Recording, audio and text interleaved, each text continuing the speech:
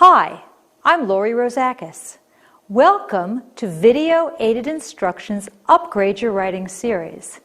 This is the 8th program in the series, Expressing Yourself Creatively. Well, first of all, how can you be creative? Good creative writing opens a window into who you are, and so that your reader can learn more about you. It can also hold up a mirror so that your reader might learn something about themselves as well. Being creative means expressing your personality. What makes you tick? Is it music, movies, or sports? What is your passion? Often, the best creative writing expresses or triggers some strong emotion. If you're having trouble deciding what you should write, think about these questions.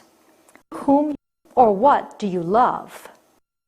Who or what makes you angry?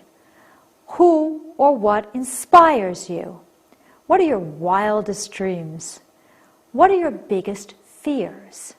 Thinking about questions like these can help you unlock that creativity. There are many ways that you can brainstorm to start a creative writing project. We covered many different pre-writing techniques in the first program in this series. Let's try one now.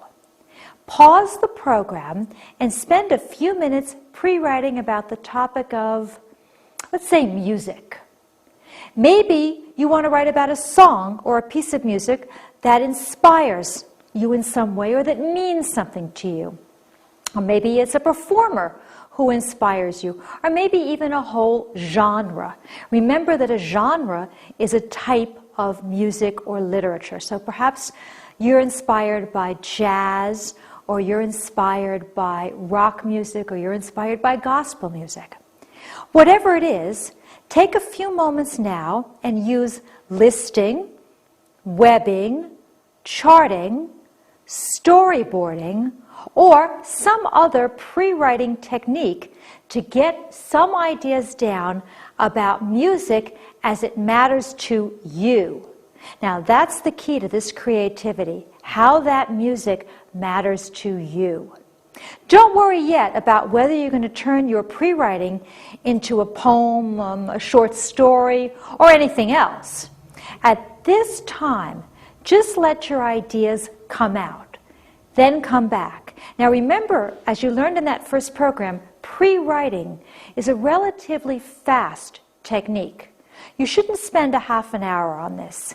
Leave yourself perhaps 5, maybe 10 minutes at most.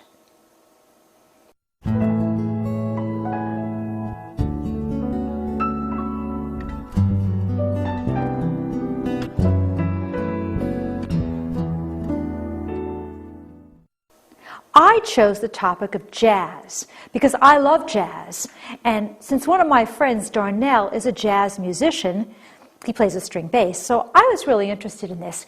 Jazz is the type of music that makes me feel really good. It inspires that passion and that creativity in me. So I chose that, and I hope that you chose some kind of music that makes you feel passionate as well. I used a web to brainstorm my ideas about jazz. I wrote jazz in the center of that web with Darnell in one of the circles. I also made some other circles in my web, each containing people, places, things, ideas, images, words, and phrases that I think of when I think of jazz. Now, here's my exact answer. I have nightclubs, swing dancing, Billie Holiday, Harlem, New Orleans, African American history, syncopation, smoky, and the blues. Some of these words may make sense to you. For example, New Orleans, because jazz is big in New Orleans, and others of them only make sense to me. But that's okay, because this is my pre-writing. Now, some of these ideas probably won't end up in my final piece of writing, whatever that's going to be. But that's okay too, because at this point, I'm just trying to unlock my creativity and get those ideas down on paper. Maybe I'll end up writing a short story about the rich history of jazz in New Orleans. Or maybe I'll write a poem about Darnell and a daydream of his, where he's playing the blues with Billie Holiday in a smoky Harlem nightclub. Who knows? But I do know that I've gotten some ideas down on paper. And this exercise is about finding something that matters to me, and of course something that matters to you, and exploring some of the different qualities of the topic. If it matters to you and you feel passionate about it, chances are very good that your audience will feel that same excitement that you feel, and that when you've transformed that passion into literature, you've created a very good piece of creative writing. So I'm going to set my pre-writing aside for now, as you will with yours, and we'll come back to it later. Just because we're being creative, though, doesn't mean that we're sort of working without a net. Creative writing has a series of guidelines or rules or ideas or conventions, however you want to phrase it, that you'll use not only to help spark your creativity, but also to express your ideas. That's what we're going to look at now. Let's start with the types of creative writing. We call this a genre. Genre is the word for the type of literature or the type of music, for example. In literature, some very popular genres are novels, poetry, and plays or drama. You can also have the genre of non-fiction.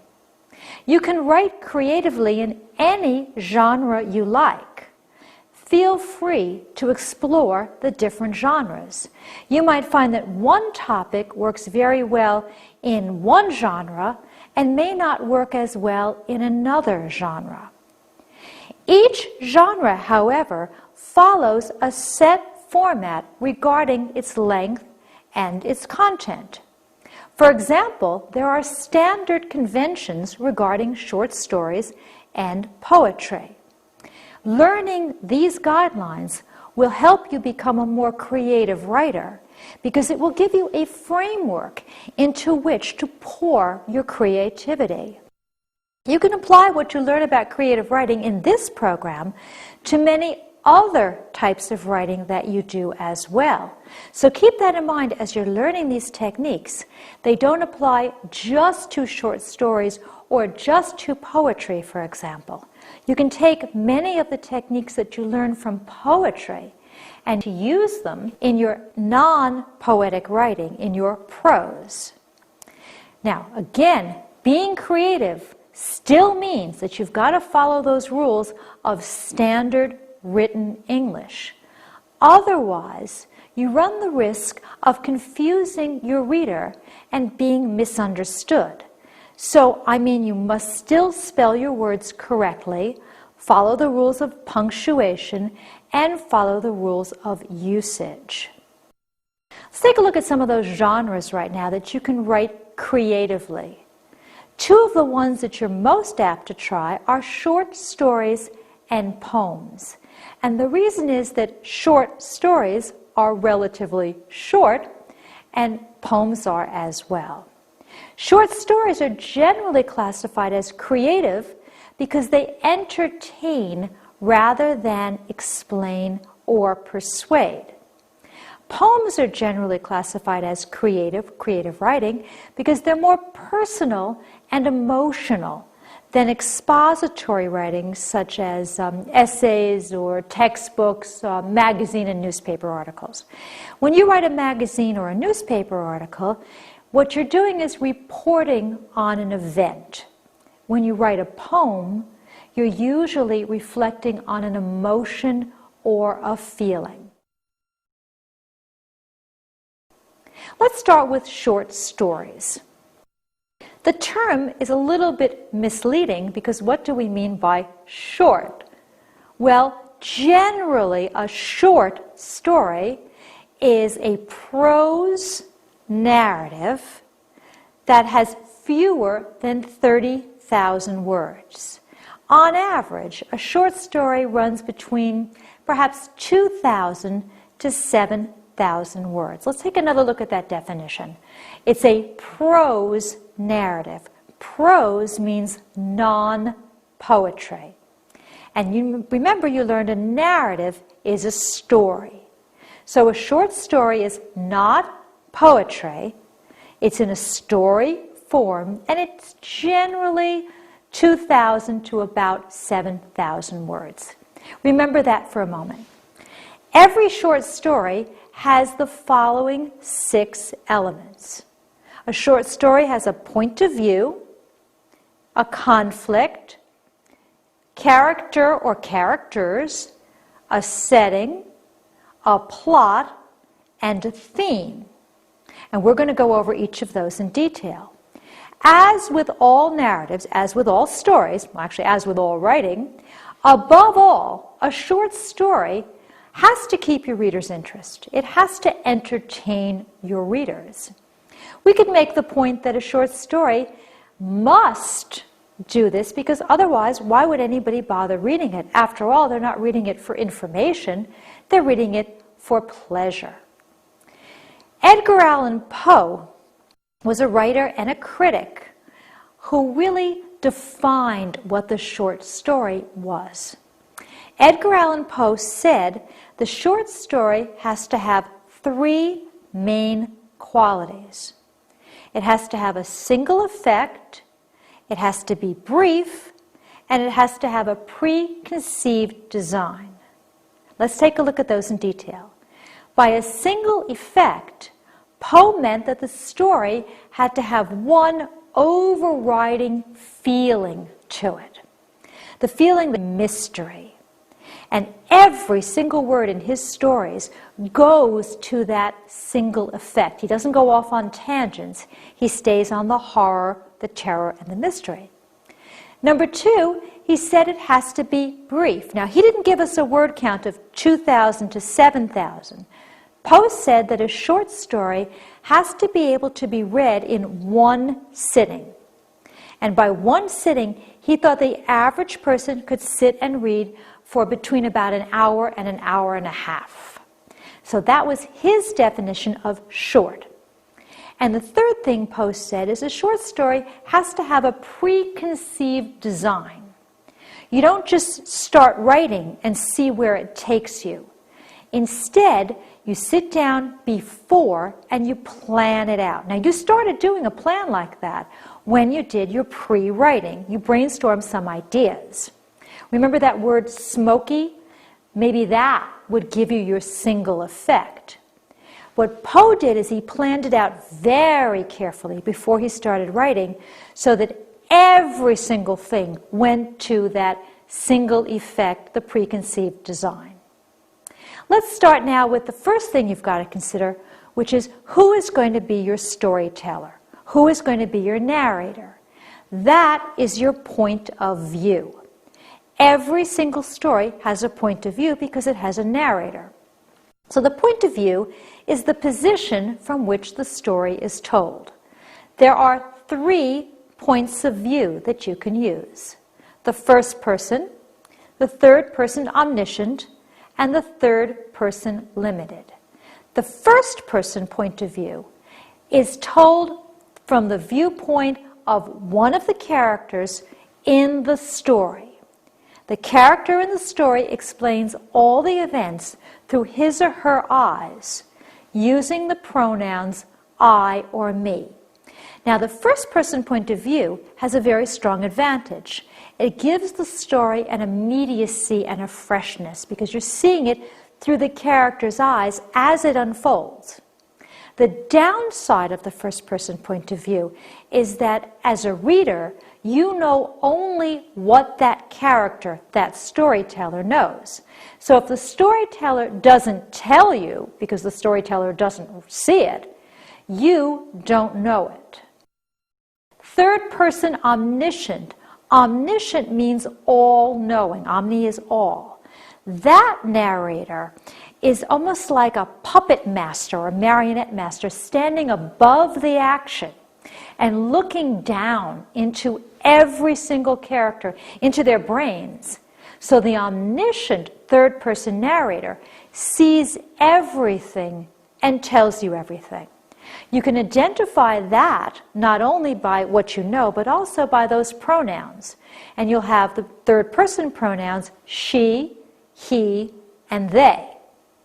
The third-person limited is when the narrator tells the story through the eyes of only one character using the pronouns she, he, and they.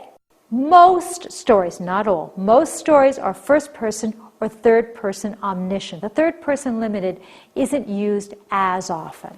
What I'd like you to do now is to read the paragraphs in your study guide and identify the point of view for each one. Underline all the pronouns that you used to help you identify the point of view. Then come back.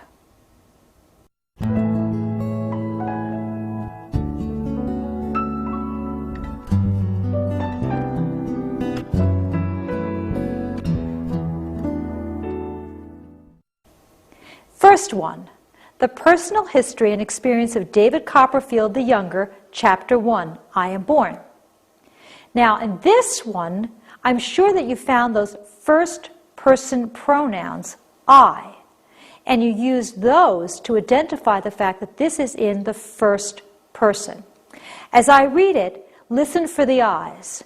Whether I shall turn out to be the hero of my own life, or whether that station will be held by anybody else, these pages must show. To begin my life with the beginning of my life, I record that I was born, as I have been informed and believe, on a Friday at 12 o'clock at night.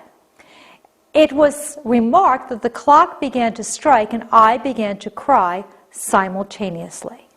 Now we can tell it's first person because David Copperfield is telling it using the I from his own viewpoint.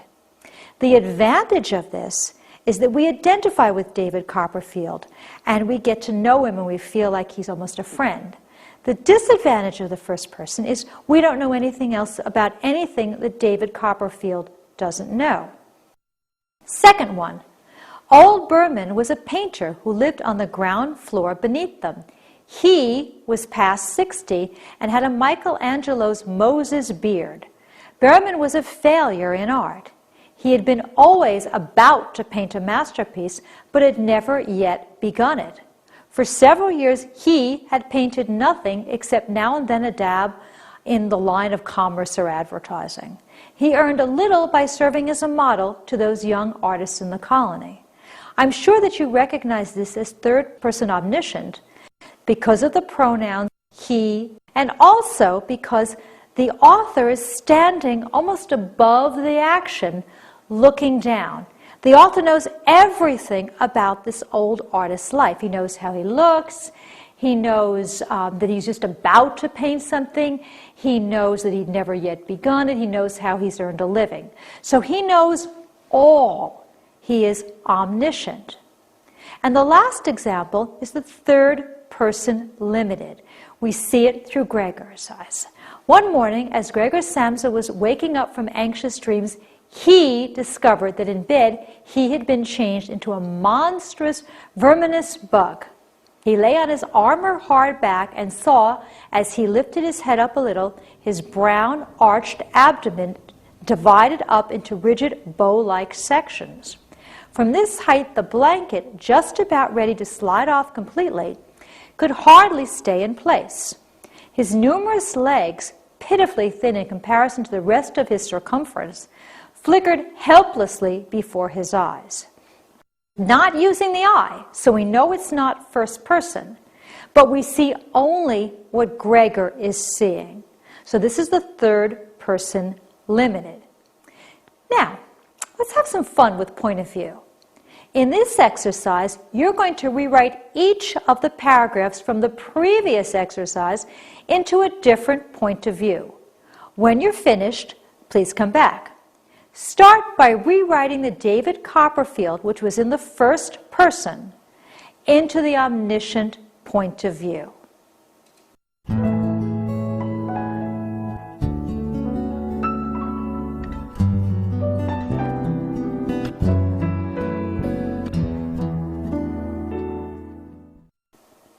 Well, the first thing I know that I have to do is I've got to change those pronouns from the first person pronouns to the third person. So here's how I revised it. Whether David Copperfield shall turn out to be the hero of his own life, or whether that station will be held by anybody else, these pages must show. To begin his life, with the beginning of his life, David records that he was born, as he has been informed and believed, on a Friday at 12 o'clock at night. It was remarked that the clock began to strike and the baby began to cry simultaneously. So now I'm not looking at events through David Copperfield's eyes. I'm looking at events from above and seeing all. Now I'd like you to rewrite the O. Henry story into the first person point of view.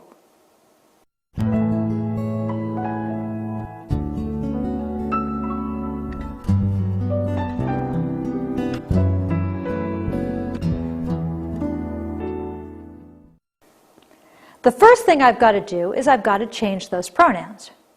So I'm going to use the first person pronouns. I was a painter who lived on the ground floor beneath them. I was past 60 and had a Michelangelo's Moses beard. I was a failure in art. I had been always about to paint a masterpiece, but had never yet begun it. For several years, I had painted nothing except now and then a dab in the line of commerce or advertising. I earned a little by serving as a model to those young artists in the colony. So now I'm seeing events only through the man's eyes. One last time. Let's rewrite the Franz Kafka from the third person limited into the first person point of view.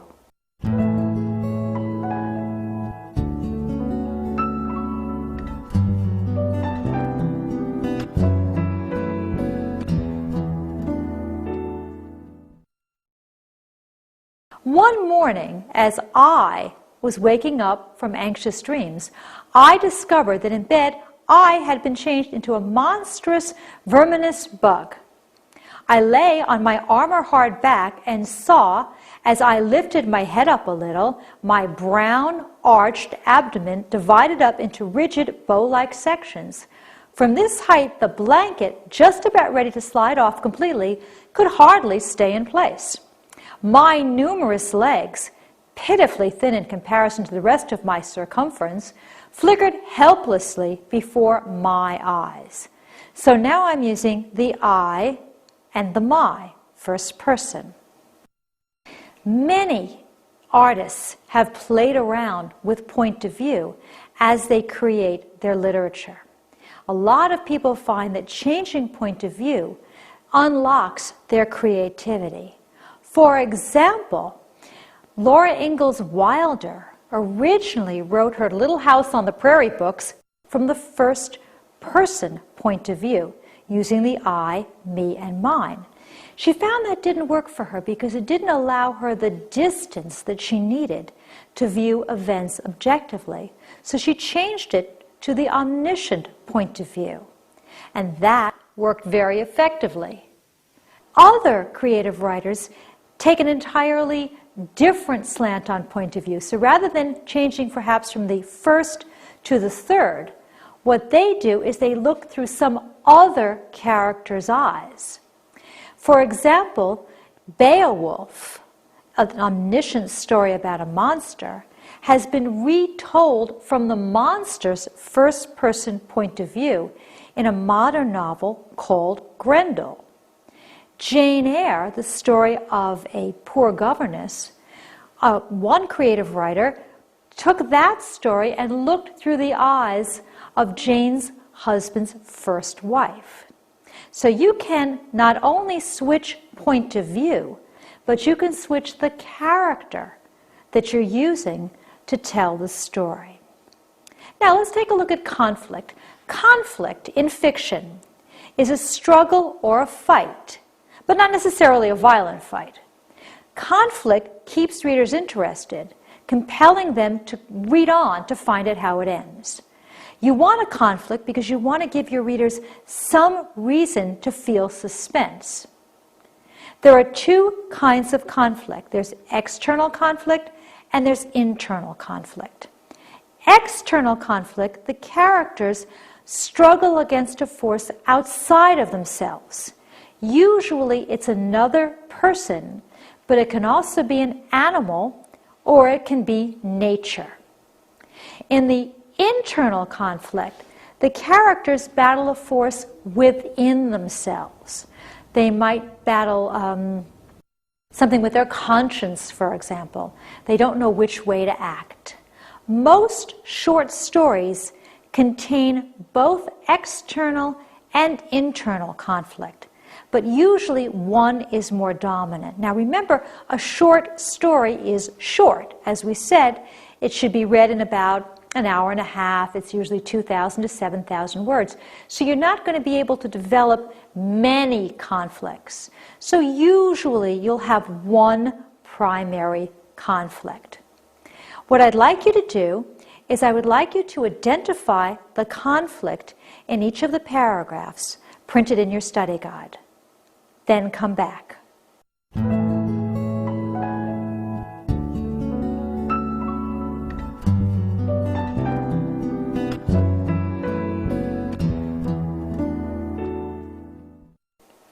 This particular conflict comes from a short story called To Build a Fire by Jack London. Well, the man in this story is obviously freezing, and he's going to be freezing to death. You can tell that because he's so cold, and he can't keep on pumping blood. His extremities are starting to freeze. The man is having an external conflict with nature. Another example. Well, you can tell that this man is incredibly upset. And nobody seems to hear what he's hearing. The noise gets louder and louder, but the other men are ignoring him. Clearly, this character has an internal conflict. This is man against self. There's something going on inside of him. As he's hearing voices, he's hearing sounds, he's hearing something that nobody else is hearing. Characters. The characters are the people in your story. Animals can also be characters, as you find very often in fables and in fairy tales. The protagonist is the main character. The antagonist is the force or person in conflict with the main character. When I read that, I emphasized pro and ant. You can remember pro, for. The protagonist is for. That's sort of the good guy. The antagonist is against. That's usually the bad guy. A short story can, of course, have any number of characters, but since it's short, normally you have one or two main characters and perhaps a handful of background or minor characters. The characters can be as creative as you wish. They can be as weird as the man in the Edgar Allan Poe story that we just read. They can be as pitiful as that poor man freezing to death in the Jack London story we just read. But whatever they are, they must act in a realistic way. Otherwise, your story is not going to make sense to your reader. That's because characters have to have believable motivations. A motivation is their reason for doing what they do. So when you choose your characters, when you create your characters, when you invent your characters, make sure that you have them act in a way that is logical, given the kind of people they are and the story that you've woven around them. What I'd like you to do now is to identify all the characters in the paragraph in your study guide, and then come back.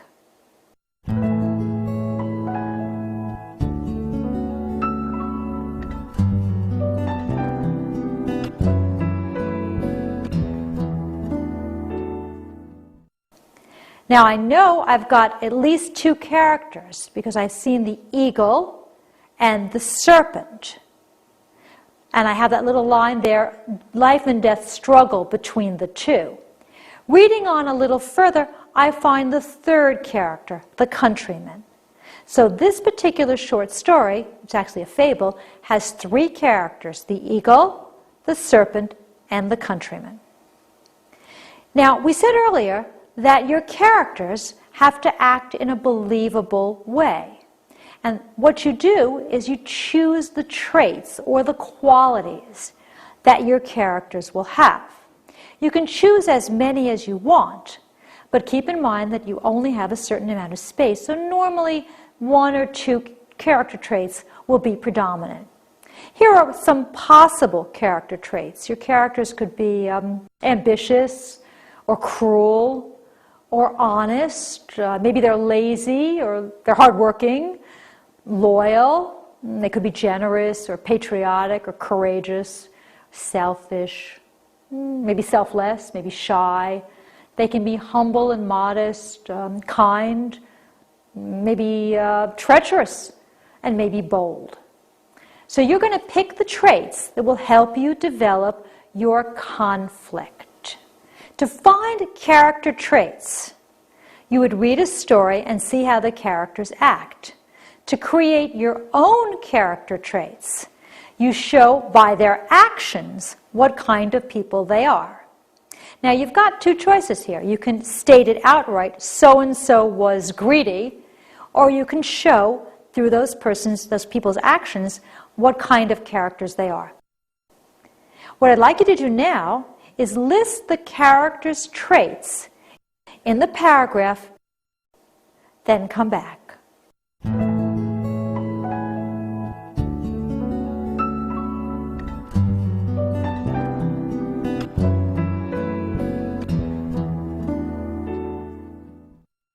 This writer used both techniques. Mrs. Mignot, like many persons of active mind, dominating will, sedentary and corpulent, the writer actually states four of her qualities. She's active mind, she's smart, she's dominating will, she's bossy, sedentary, she doesn't like to move very much, and corpulent means heavy set. So I know her traits are she's intelligent, she's strong-willed, she doesn't like exercise very much, and she obviously likes to eat. I also know she has moral courage, because the writer said was there as a visible proof of her moral courage. So I've got 5 qualities directly stated, 5 traits. But the writer also implies some traits through her actions. And what the writer implies is that she's very proud of what she was like in her youth, that she is very almost arrogant. She throned in it. It's as though she's still sitting on a throne, that she has a certain noblesse oblige, that she feels she's a little bit better than everybody else. She has her house decorated in a very royal kind of way, as though she were living in a palace in France, when she's really living above 34th Street. So I know I can figure out from her actions that she's a very proud, very snobby woman. So the writer has directly stated some traits and then shown through actions some other traits. Continuing. The setting. Every story has a setting. The setting is the time and place where the events occur. Just as you did with character traits, you can state that setting outright, or you can have readers infer or figure it out. If you have to infer the setting, you're going to look at the character's speech, their clothing, or their means of transportation. So taking this back for a second, if the setting is stated outright, you could say in the beginning of your story, this story takes place on Pluto in the year 3050. If you don't want to state it outright, the characters might be wearing spacesuits. They might be able to fly through the air. They might not eat food. They might live only on pills or something like that.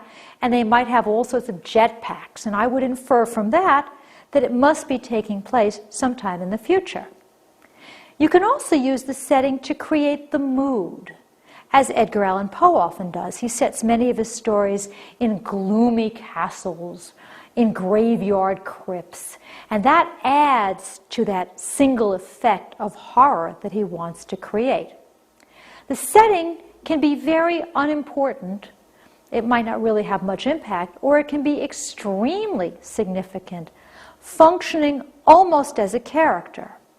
For example, the Jack London story that we read takes place in the Yukon. The man is freezing to death. The setting is very important, because if you set that story, for example, in Florida, it would be unlikely that anybody would freeze to death. Another example, Nathaniel Hawthorne. He set his stories largely in Puritan New England. He wrote about sin and guilt.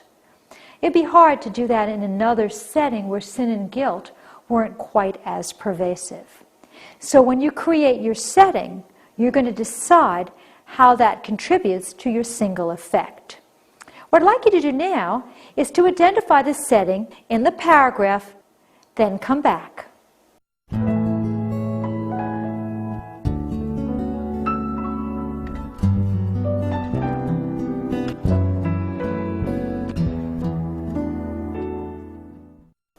Going back to the first sentence, he has the line, "very long ago." Well, that tells me that this story is set a long time ago. If I really wasn't sure of that, a few more lines down I found gold ducats. Well, a ducat is an old-fashioned coin. So now I know the story is set in the past. Giovanni had come from the more southern region of Italy to study at the University of Padua. So I know the story is set in Italy at the University of Padua. So now I know it's a long time ago at the University of Padua. Further, I know that his room is gloomy. It's in an old edifice. An edifice is a building, so it's a gloomy room in an old building that it might have actually even been a palace at one time. And I know that it's desolate and ill-furnished. So it's empty and it doesn't have a lot of good furniture. The writer, Nathaniel Hawthorne, is using this setting to create a gloomy, sad, depressing mood. I can also tell that because Giovanni sighs heavily. The heavy sigh, the desolate, gloomy apartment tells me that this setting will be very important indeed. Now, in addition to all these other things, point of view and characters and setting and so on, every single story has a plot. A plot is the arrangement of the events in a narrative. Plots have the beginning, the middle, and the end, very much like a timeline. You arrange the events of your plot to keep the reader's interest and to convey the theme. We haven't covered theme, but we will shortly. In traditional short stories, the plot can be divided into four main areas. The exposition, which is the very beginning of the plot, introduces the characters, the setting, and the conflict.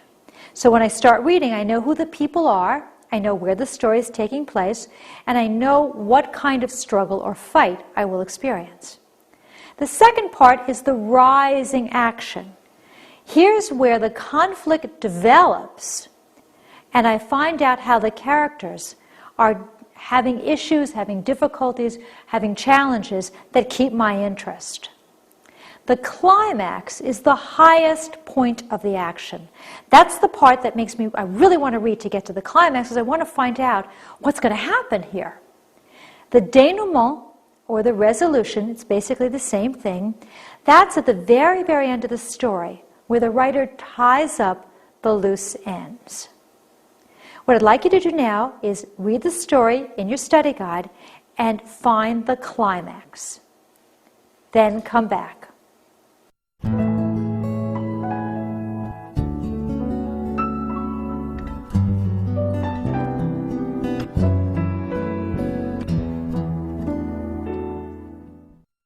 The climax occurs when the workman seizes the axe greedily, declares that it's truly his, and figures, well, now I've got what I want, Yes, I've tricked Mercury. That's the highest point of the action. The resolution occurs, of course, when Mercury takes back the axe and the workman ends up with nothing. In addition to having characters and plot and setting and so on, all short stories also have a theme. A theme is the general meaning, the statement about life that the writer wants to convey to you. Writers use the same themes over and over again because the themes are eternal. It's how the writers develop the themes that make the story creative and interesting. So you don't have to worry about making up your own theme because, again, we tend to use the same themes over and over. Your job is to show that theme in a new way. You can state the theme outright, like a moral of a fable, or you can have readers infer or figure it out from details in the plot, in the setting, and the characters, and so on. That choice is completely up to you. What I'd like you to do is identify the theme in the story in your study guide. Choose from one of these three themes. No pain, no gain. Don't try to do the impossible. Don't attempt too much at once. Then come back.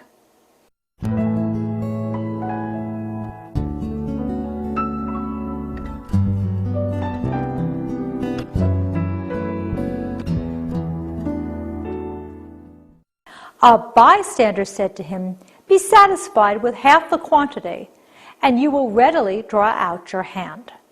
From that sentence, I can infer the theme. Don't attempt too much at once. The second one, don't try to do the impossible, is close, but it's not quite right because it's not impossible for him to get the nuts out of the jar. His problem is he was greedy. So the better theme is don't attempt too much.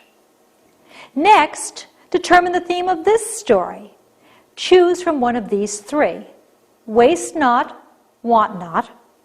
Whatever you do, do it with all your strength. And unity, staying together, gives strength.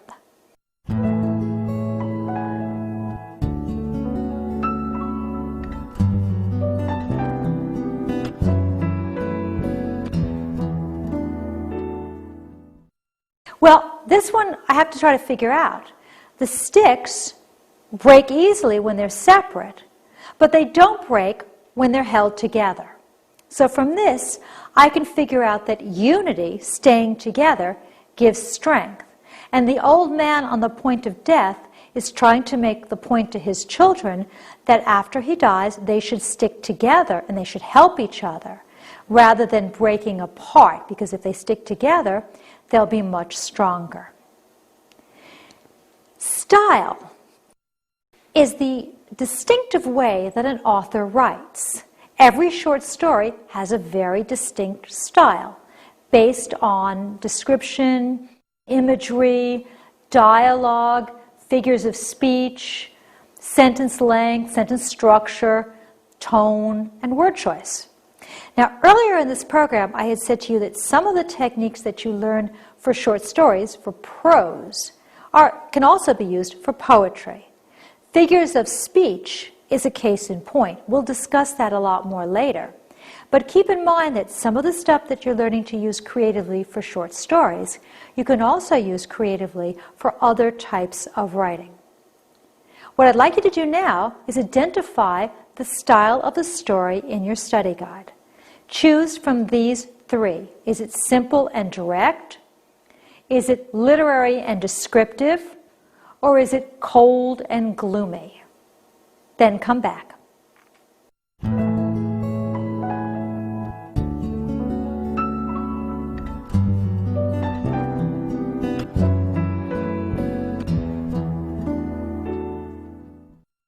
I have long sentences and a lot of description, rich, respected, influential, authoritative, a lot of adjectives. So this style is best described as literary and descriptive. What you want to do as a creative writer is you want to suit your style to your purpose and your audience. Authors often change their style to suit different kinds of writing and to suit different audiences. In a short story, you would use a style with a lot of dialogue and description. But in poetry, you would likely use a style with more imagery, figures of speech, and symbolism. You've probably heard about this creative writer. Actually, I'm going to bet that you've read most of his books. And he wrote material for adults, and he wrote material for kids. When he wrote his material for kids, he used rhyme, very simple words, and a lot of very silly stuff. When he wrote for adults, he used long sentences, long words, and much more serious subject matter. His name, of course, was Dr. Seuss. And if you read Dr. Seuss's children's stories, you'll find their style is suited to a 5 or 6-year-old, whereas adult stories, his style is suited to somebody in middle age. Many writers change their style like that. There are many ways to plan a short story. Let's try one now. Pause the program and plan your own short story about two children, Jamal and Mark. Let's say they find a lamp with a genie in it on the sidewalk as they're walking home from school.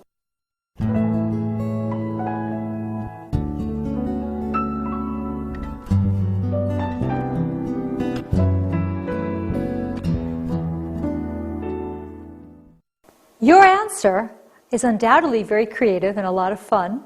So let's try another way to plan a short story. Come up with totally new ideas for a new story. Now this one I've not given you anything to get you started. Choose a point of view, name and describe the main character or characters, describe the setting, the conflict, trace the plot on the diagram, and identify the theme. Then come back.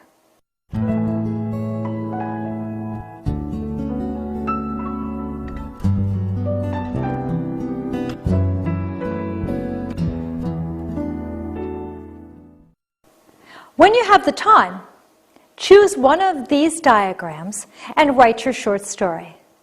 Be sure to keep the reader's interest with a good, compelling conflict, vivid characters, and lots of dialogue.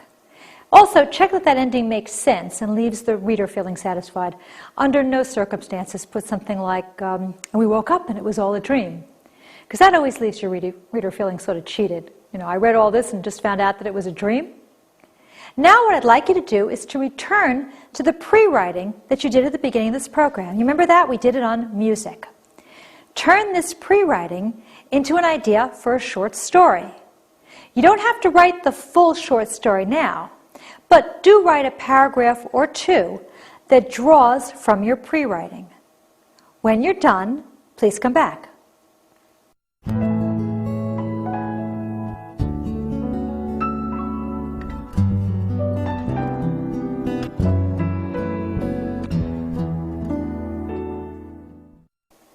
You'll remember that my pre-writing was about jazz. I had come up with ideas on New Orleans and Billie Holiday and so on. So here are the first two paragraphs that I wrote for a short story about New Orleans. My theme is how the music and the citizens of New Orleans have inspired me. New Orleans is often called the most European of American cities. This is largely due to its unique combination of French, Spanish, Native American, and African American cultures. But it isn't the ethnic diversity, the fantastic cuisine, the majestic riverboats, or Mardi Gras floats that inspire me most. It's the jazz. It's the thought of little Louis Armstrong practicing his cornet at the Waifs' home. It's the thought of clarinets, trombones, tubas, and banjos marching in funeral processions as they play Just a Closer Walk with Thee. And it's the thought of present-day musicians scattered across the country after Hurricane Katrina doing their best to scrape by these many decades after jazz first lost favor with the fickle ears of mainstream America. Now, when I have time, I'm going to go back and I'm going to finish this story. We've discussed short stories, one important type of creative writing. Now I want to discuss poetry, another type of creative writing. It's not that easy to define poetry. Creative writing was relatively easy. God knows short stories are easy, but poetry is a little trickier. Here's the generally accepted definition. Poems are a type of literature in which words are selected for their beauty, sound, and power to express feelings. Traditionally, poems had a specific rhythm. A rhythm is a beat, and a specific rhyme. But such modern poetry as free verse does not have a regular beat, rhyme, or line length. But most poems are written in lines, and they're arranged in groups that are called stanzas. So we don't have a length for a poem.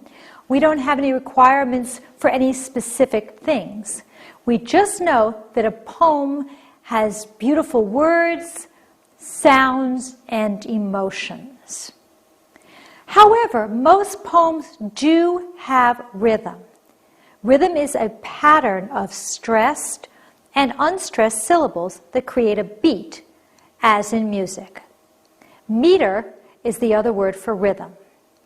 A poetic foot, just like your foot, is the group of stressed and unstressed syllables that form a unit of verse. The pattern of these feet creates the rhythm. Here are the 4 metrical feet in English verse.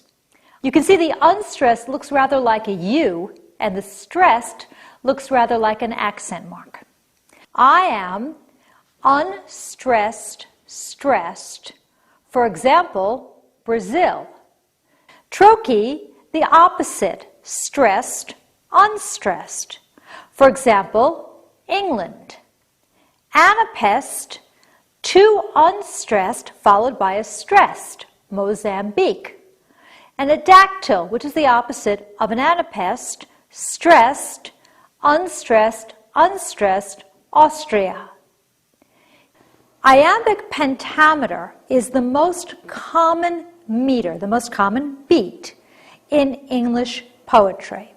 P-E-N-T-A, penta, means 5, 5 meter. It's iambic pentameter, so it's 5 groups of iambs, or a pattern of 5 feet, each having 1 unstressed and 1 stressed. Iambic pentameter is probably the most common meter in English because it sounds like your heartbeat. Da-dum, da-dum, da-dum, da-dum, da-dum. 5. I waked, she fled, and they brought back my night. That's an example from John Milton. Now, poems come in many different forms because we said there's no one form for a poem. To unlock your creativity, what you're going to want to do is experiment with different types of poetic forms. Try writing poems in the forms that you'll learn now. See which ones help you write the most freely and the most creatively. You might, for example, like forms that have very strict rules, such as sonnets or haikus, or you might prefer more free-flowing poems, such as lyrics or free verse. You'll find, however, that some forms are better suited to some topics than others. Study the different poems mentioned in this program. Using models is a very good way to help you learn to write poetry and to unleash your own creative potential. So let's discuss some of those forms. One form is the ballad. The ballad is a story that is told in a song form. Ballads often tell stories about adventure and love. They have a very strong rhyme. It's often A, B, C, B, and they have refrains, repeated words or phrases.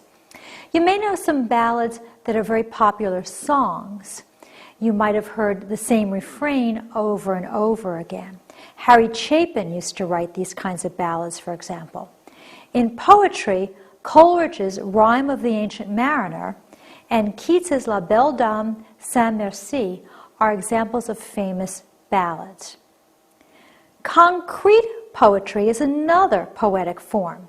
Those poems are shaped. They can be shaped like a soda bottle, they can be shaped as a heart, they can be shaped as anything at all.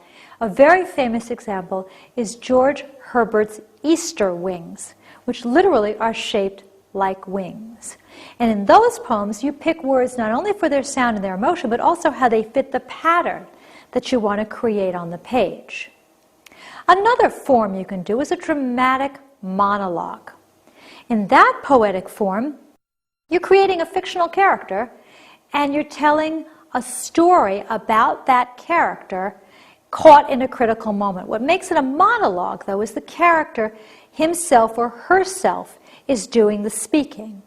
One of the most famous ones in English is Robert Browning's dramatic monologue, My Last Duchess. The entire poem is told by the Duke. The Duke has eliminated his last Duchess. We never really find out how he eliminated her. We suspect that he killed her, but we don't really know. And he reveals his cruelty to an emissary who has come to arrange his next marriage. And we learn from what the Duke says that he's a cold and cruel man. Another famous one is T.S. Eliot's Love Song of J. Alfred Prufrock. In that dramatic monologue, J. Alfred Prufrock is telling a story about a critical moment in his life. Another poetic form you might want to explore is an elegy. An elegy is a very solemn poem that deals with death. Famous examples are Walt Whitman's When Lilacs Last in the Dooryard Bloomed. That's an elegy about the death of Abraham Lincoln. Another one is Gray's elegy written in a country churchyard. An epic is another form. It's a very long, serious poem about a hero and his heroic accomplishments. Usually it's set in the past, and the past is very heroic and very, very exciting. Homer's Iliad is an example that you might have read. Milton's Paradise Lost is another one.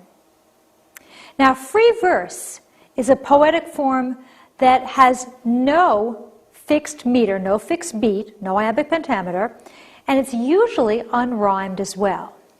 Walt Whitman is probably the most famous free verse writer in America.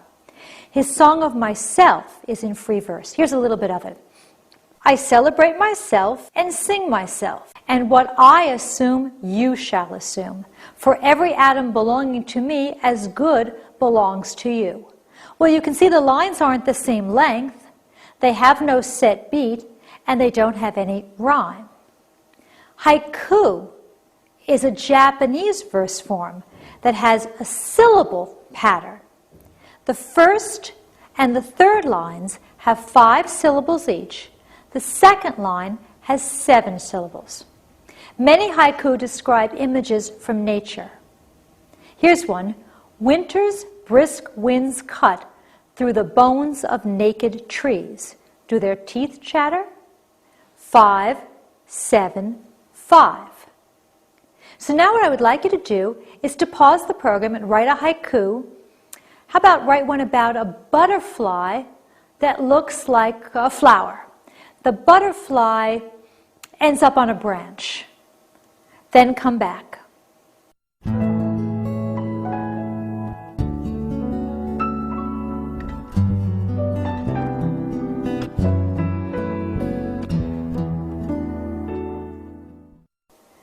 Here's one by a very famous Japanese poet. The falling flower I saw drift back to the branch was a butterfly. A lyric is a very brief musical poem that expresses the speaker's feelings. That's the key to a lyric. It has emotion. An example is Frost's Stopping by Woods on a Snowy Evening, or Robert Burns, you probably heard Auld Lang Syne. It's been set to music. A narrative poem, like any narrative, is a story. It has a plot, it has characters, it has themes. For example, Chaucer's Canterbury Tales, or Dante's Divine Comedy. Now, we've done some of the poetic forms that you can write. Let's take a look at some of the elements that you can use in your poems. One of the most important ones, especially for traditional poets, is rhyme. Rhyme is the repeated use of identical or nearly identical sounds, not letters, but sounds. Poets use rhyme to create musical sounds, meaning, structure, and unity. There are two kinds of rhyme. There's end rhyme and there's internal rhyme. End rhyme occurs at the end of lines. Internal rhyme occurs within words, a poem within a line. You're probably more familiar with end rhyme. Sonnets are 14-line poems written in iambic pentameter. So now I'm pulling all of this together. Now we've got a form, we've got a structure, we've got a meter, and you'll discover we have a rhyme. There are two main kinds of sonnet, the Italian and the English. The Italian sonnet is normally called a Petrarchan because Petrarch was the person who wrote many of them. In this particular 14-line poem, the first 8 lines, called the octave, rhyme A-B-B-A, A-B-B-A, and give the subject or the conflict.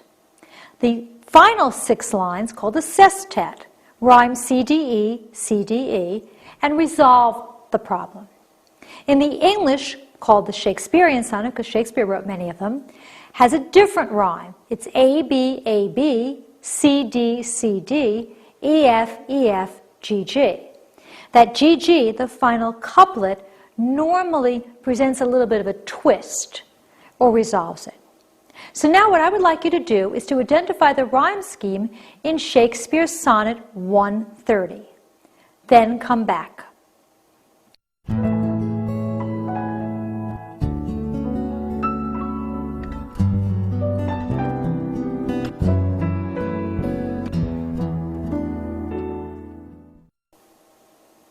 Now, rather than read you this entire poem, I'm just going to read you the words that rhyme. Sun and done, so I'm going to put A's there. Red and head, I'm going to put B's there. White and delight, well, that's a different rhyme, that gets a C. Cheeks and reeks, that gets D's. Know and go gets E's. Sound and ground gets F's. And rare compares gets G's. You know it's a Shakespearean sonnet, so you know it's an English sonnet, and it fits exactly that rhyme scheme. A, B, A, B, C, D, C, D, E, F, E, F, G, G. So now what I would like you to do is to pause the program and write a Shakespearean sonnet on love. Then come back.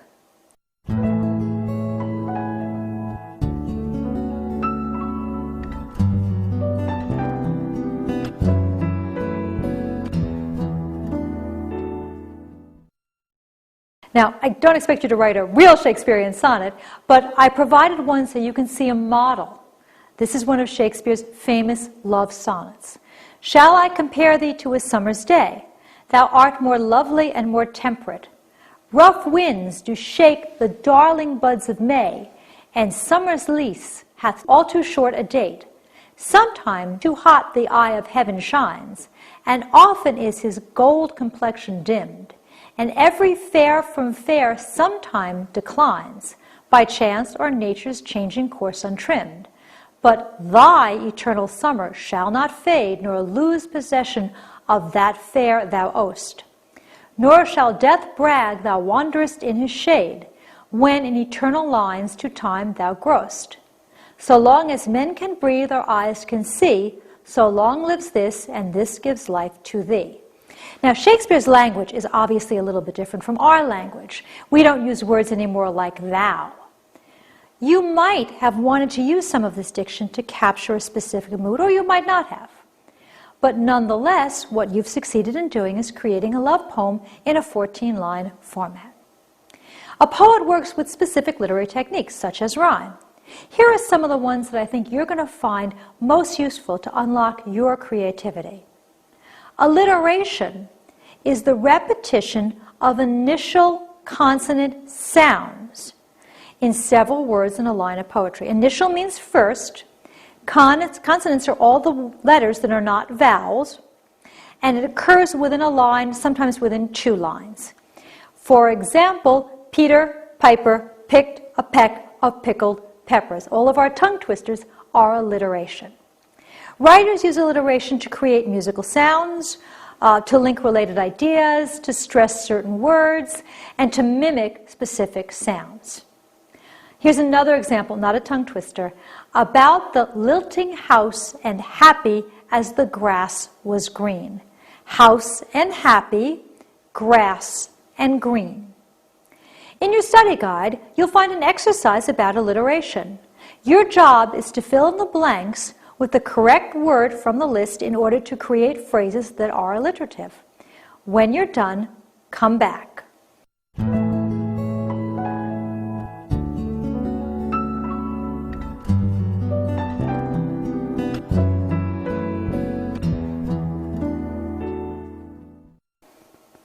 Here are the answers to this exercise. French fries, they both start with F. As good as gold, the cheese. Baby, boomer, the bees. Pretty in pink, 2 P's. Sink or swim, the S's are alliterative. Sweet, 16 S's. Big, Ben, the B's. Final frontier, the F's. And the green grass of summer, the G's. In addition, we have an allusion. Now, I'm saying it that way, allusion, so you don't confuse it with illusion.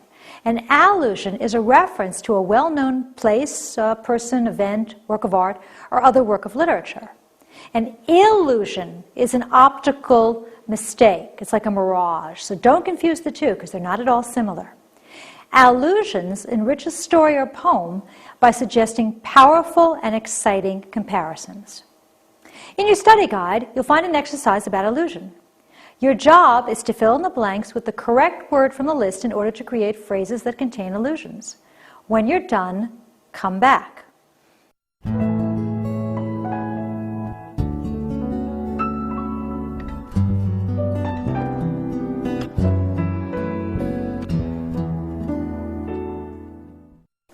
Here are the answers. Because Shakira was so stingy with her money, her friends called her a Ms. Scrooge. Scrooge was the miser in A Christmas Carol by Charles Dickens. So an allusion to Scrooge would telegraph the idea of being a miser. He was in a real catch-22, not knowing whether to confess to the teacher and suffer the consequences or let the other students take the blame. A catch-22 is an allusion to Joseph Heller's novel of the same name.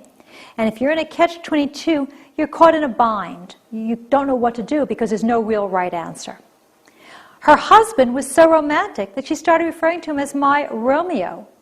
Romeo was the lover in Shakespeare's tragedy Romeo and Juliet. And so Romeo is an allusion to a romantic lover. He'd been lifting weights for a month, but he was still no Arnold Schwarzenegger.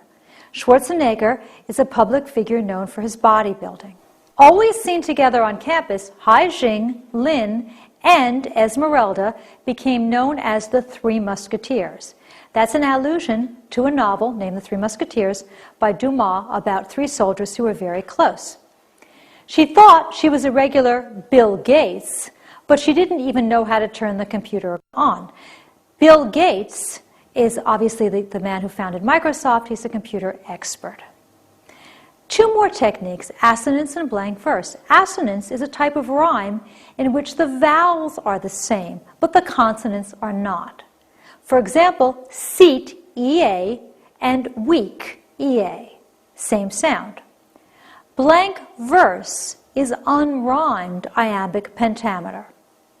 Example would be, time hath my lord a wallet at his back, wherein he puts alms for oblivion. Most of Shakespeare's tragedies are written in blank verse. Consonance is a type of half rhyme in which the consonants are the same, but the vowels are not. For example, luck and lick. The L's are the same, but luck is a U and lick is an I, so there's different vowels. Figurative language, also called figures of speech, are words and expressions that are not meant to be taken literally. Very important for creative writing and for everyday writing as well. And the reason is because figurative language gives your writing fresh new vision. It helps you express things in a very creative and in a unique way. There's different kinds of figurative language. This program won't cover all of them. We'll just talk about the main ones. They're images, similes, metaphors, hyperbole, personification, and onomatopoeia. An image is a word or phrase that appeals to one or more of our senses. Imagery can be found in any kind of writing, but it's most common in poetry. Metaphors are figures of speech that compare two things that are unlike. The more familiar thing helps to describe less familiar thing. My heart is a singing bird, and hope is the thing with feathers. Simile is a figure of speech just like a metaphor. It's a comparison. The difference is a simile uses a word to make that comparison. The word could be like, or the word could be as, or the word could be seems. So taking that previous one, my heart is like a singing bird. I've made that into a simile by using the word like. Personification is giving human traits to non-human things. So for example, a book is not human, but I might say the book begged to be read. Hyperbole is exaggeration for a literary effect. For example, you could say, I must have eaten 1,000 cookies. Or, gosh, I probably walked 1,000,000 miles. Now, let's give it a try. In your study guide, you'll find an exercise about figurative language. Your job is to fill in the blanks with the correct word from the list in order to create phrases that use language figuratively. Then identify each figure of speech that was used. When you're done, come back.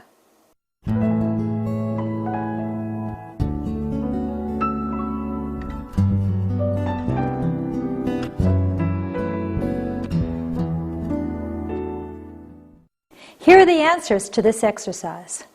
The horse's mane, so soft and smooth, it was silk.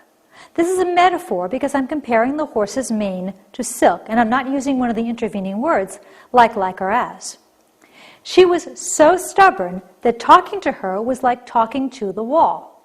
That's a simile. I'm comparing talking to her to talking to the wall, but I'm using that word like. The colors were so vibrant that he said they sing on the page. This is personification because I'm taking the non-human colors and giving them human traits. The wind whistled through the trees. This is also personification because the wind is not human, so it can't whistle like a human. The teacher's lecture was so boring that it was like watching paint dry. Well, this is hyperbole because you're exaggerating. I think about getting a puppy 1,000,000 times a day. This is an example of a hyperbole. Thinking about a puppy 1,000,000 times a day is obviously an exaggeration. The room was as cold as a refrigerator. This is a simile. It's a comparison using the word as. Onomatopoeia has another literary technique. It's a lot of fun. It's when the word's sound suggests its meaning, like hiss or buzz. Here's an example. The moan of doves in immemorial elms and murmuring of innumerable bees. In your study guide, you'll find an exercise on onomatopoeia. Your job is to fill in the blanks with the correct word from the list that creates onomatopoeia. When you're done, come back.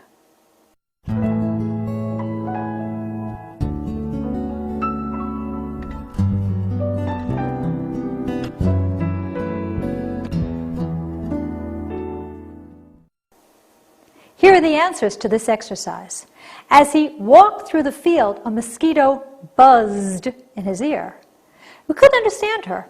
The bad connection garbled, that word garbled sort of sounds like garbling, her phone message. The car door, needing oil, squeaked every time it was opened. The cat hissed, hear it, at the dog walking by. The potato chips crunched in the bag when I sat on it. Let's pull it all together. Remember that pre-writing exercise we did earlier about music? Well, this time I turned my ideas into a poem.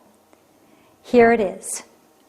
In his mind's eye, he conjured a familiar scene, a smoke-filled room accompanying his queen. Onto the stage she shuffled into view, a specter of a woman, gaunt and blue. Like a worn-out recording, scratchy and old, too many indulgences had taken their toll. A shadow, a shell, a shard of the past, life for her had flown much too fast. Yet when she sang, with tones not young, the years melted away despite all she'd done. And there stood Darnell like a cupid with bow in hand, joining his idol with her gardenia on the stand. His chest puffed out, appearing tall and proud, his bass popped and zinged, booming through the crowd. To the dulcet music they pulsed and swayed, enjoying every mellifluous note he played. At the end they cheered, rising to their feet. The night, it seems, turned out so sweet. So now what I would like you to do is to pause the program, read my poem again, which is reproduced in your study guide, and identify the instances of the following poetic techniques: onomatopoeia, alliteration, metaphor, simile, personification, and please find the rhyme scheme. Then come back.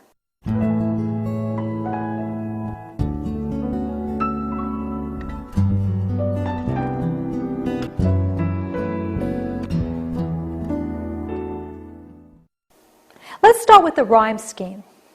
Scene, queen, they rhyme, I'll put an A. View, blue, they rhyme, I'll put a B. Old, toll, they rhyme, I'll put a C. Past, fast, my D's. Young, done, E's. Hand, stand, F's. Proud, crowd, G's. Swayed, played, H. Feet, sweet, I. So I constructed this poem with a series of rhyming couplets, 2 lines. Then let's find some metaphor. Oh, I see one in the 4th line, a specter of a woman. I'm comparing the woman to a specter or a ghost. How about a shadow, a shell, a shard of the past? I'm comparing her to a shadow, to a shell, and to a shard of the past. So that's a metaphor as well. While we're on comparisons, like a worn-out recording, like a cupid with bow in hand, those are both similes. I've got some personification in there as well. Life for her had flown much too fast. Well, life is not a person, so it can't fly. I've done some alliteration, shadow, shell, shard. And I've got my onomatopoeia in popped, zinged, and booming. Finally, I'd like to return again to your pre-writing exercise about music. This time what I'd like you to do is to write your own short poem from your pre-writing. Use some of the techniques and elements that we've discussed. When you're finished, come back.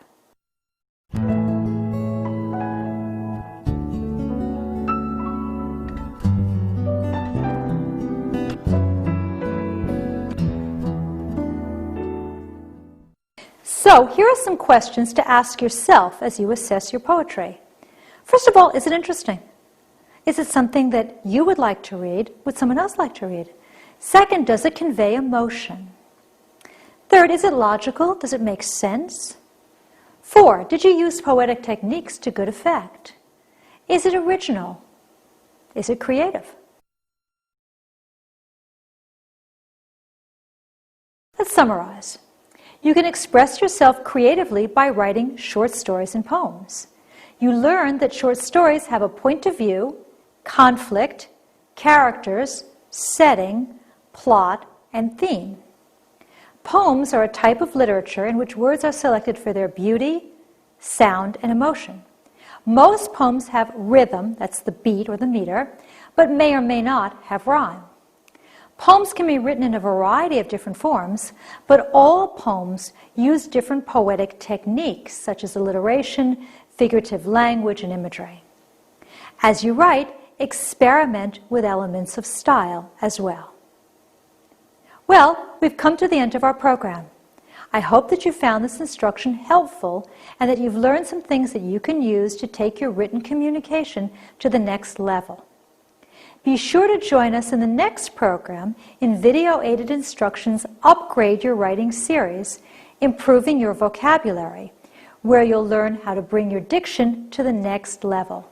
Thanks for watching. If math problems leave you scratching your head, unsure of where to start and where to go, don't worry. Video-aided instruction can help even the most math-challenged students excel. Whether you're taking math in middle school, high school, or college, or simply brushing up on those forgotten skills, our comprehensive DVD review sets are the ultimate supplements to your textbook and classwork.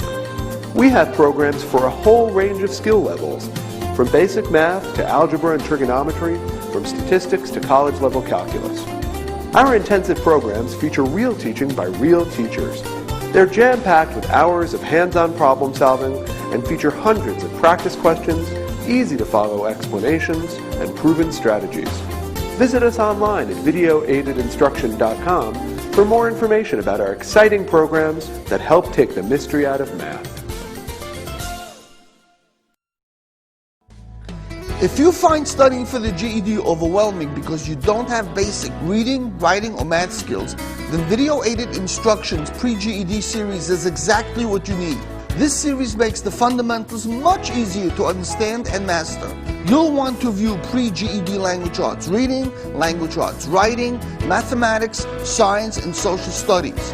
Our pre-GED series is a great first step toward GED success. When you're serious about learning an academic subject or scoring high in a test, there's just one name to know: Video-Aided Instruction.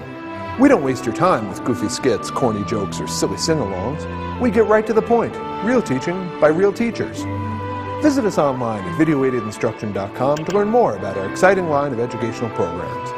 As we say here at Video-Aided Instruction, press play to learn.